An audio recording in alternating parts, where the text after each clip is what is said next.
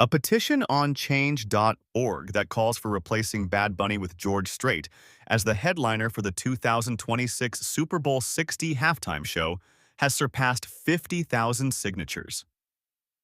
The campaign, launched by a user identified only as Carshell, argues that the halftime show must unite our country, honor American culture, and remain family-friendly, claiming that Bad Bunny fails to meet those criteria.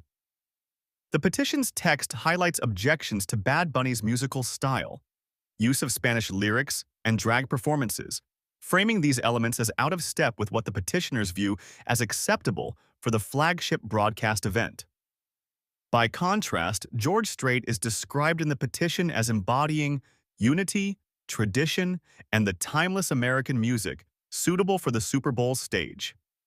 Reaction to the petition has tapped into broader cultural political debates. Conservative commentators and groups such as Turning Point USA have voiced opposition to Bad Bunny's selection, with some even announcing plans for an alternative, all-American halftime show focusing on what they frame as traditional values. On the other side, supporters of Bad Bunny point out his massive global streaming presence and his significance as a Puerto Rican-American artist breaking language barriers.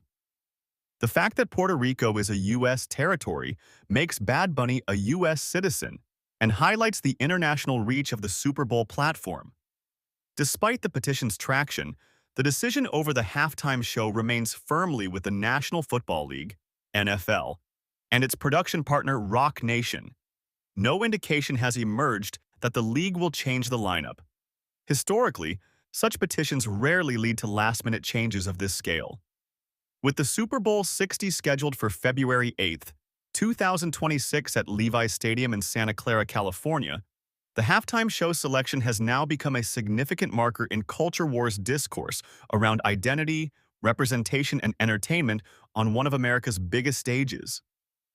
Observers note that while the petition reflects vocal opposition to Bad Bunny's selection, the artist's popularity and the league's strategic interest in global viewership make any reversal unlikely. The campaign nonetheless underscores how deeply divided some audiences feel about what the Super Bowl platform should represent.